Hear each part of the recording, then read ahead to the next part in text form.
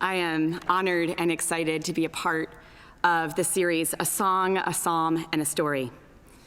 With a focus on vocation and Psalm 9, I want to tell a vocational story about my journey as a soldier, uncovering calling as a result of learning to praise God through triumphs and troubles during my times in service. I relate to the Psalms in so many ways, but especially because David himself was a soldier.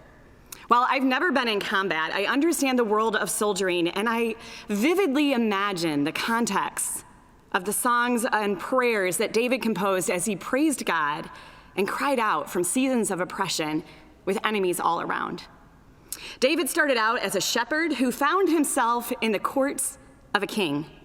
When Israel was surrounded by enemies, he became a soldier because he alone had the courage to face his nation's enemies. Now, I don't have stories of the courts of kings or single-handedly winning a great battle. No one has ever sung about the tens of thousands that I've killed.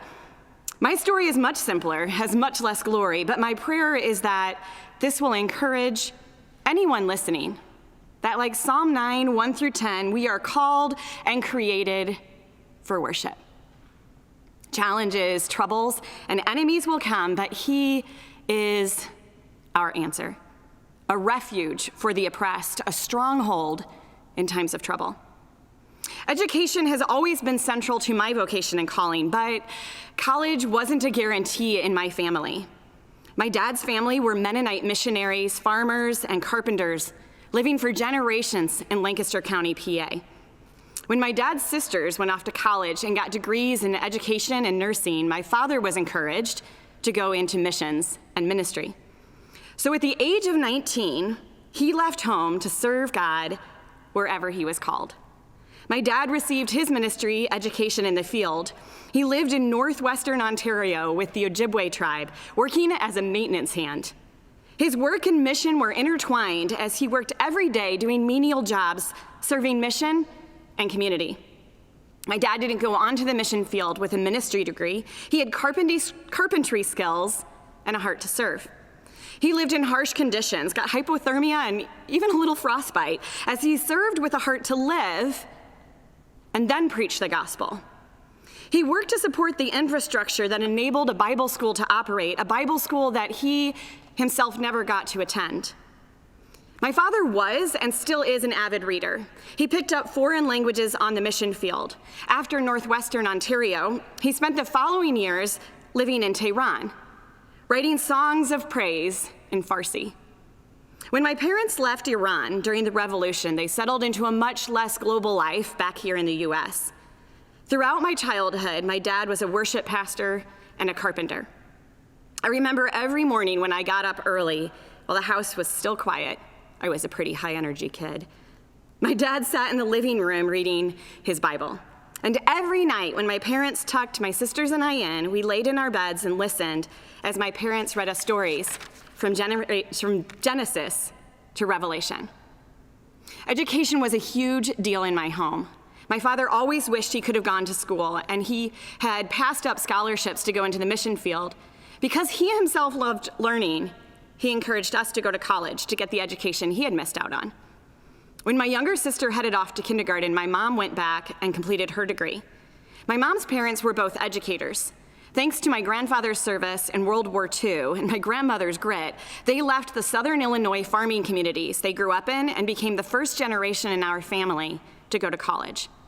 My mom followed in their footsteps as a second-generation educator.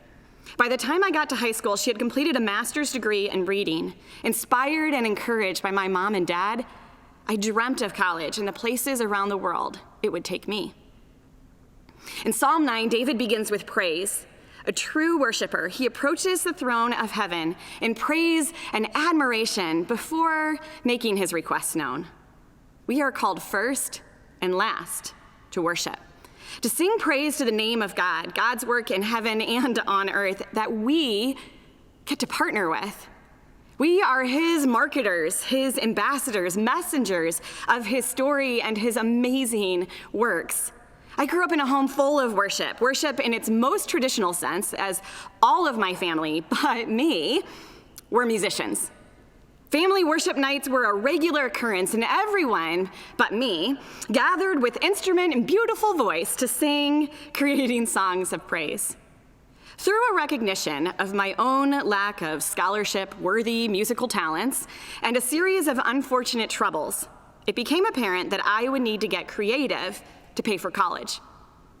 Convinced I would be a lawyer, I chose a path that would theoretically get me through my undergraduate and graduate school with minimal debt.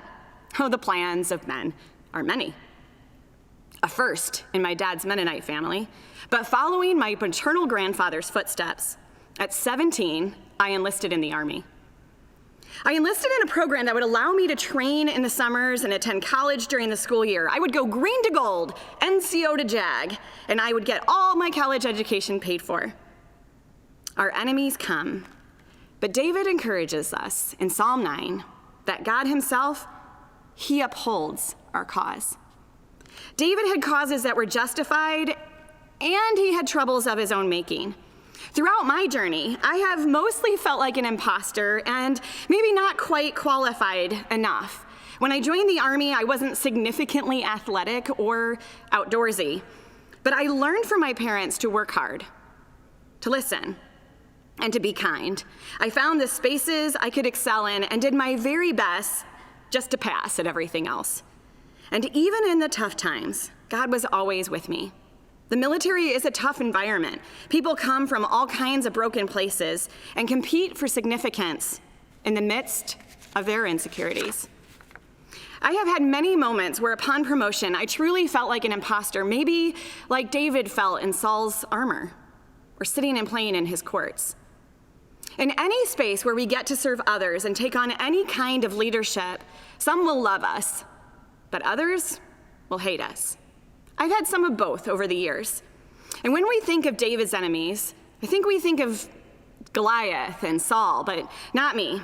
I think of Absalom, David's son, the one with the amazing hair. And he actually drove David, his dad, off his throne and out of Jerusalem.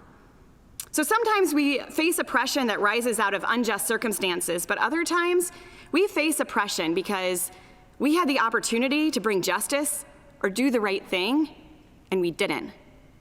We face troubles of our own making, but somehow, God, he's our stronghold, even when the troubles are our own. I have an MBA because the Army paid for it in a time of trouble in my life, trouble of my own making, when calling was a luxury and as a soldier and a single mom, a paycheck was more essential. But the Lord sits enthroned forever. The Lord is a refuge for the oppressed, a stronghold in times of trouble. And if you know his name, put your trust in him. For you, O God, have not forsaken those who seek you. We are not the hope of humanity. The hope of humanity is on a throne. And like Jesus, we get to do what we see our Father in heaven doing.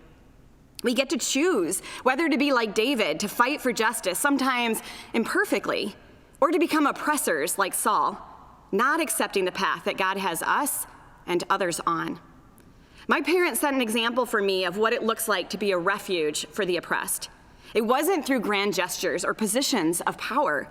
I have learned to be a refuge, to worship God in the marketplace, creating spaces in business education where we can reflect on God's amazingness. Who knew that becoming a soldier and getting an MBA would put me on a trajectory to leading others to praise God in the marketplace? For my father, created a refuge meant waking up before dawn to chop wood and keep the furnaces running in the cold Canadian winters so the Ojibwe tribe could go to Bible school, or writing songs of praise for people he served in their context, in their native language.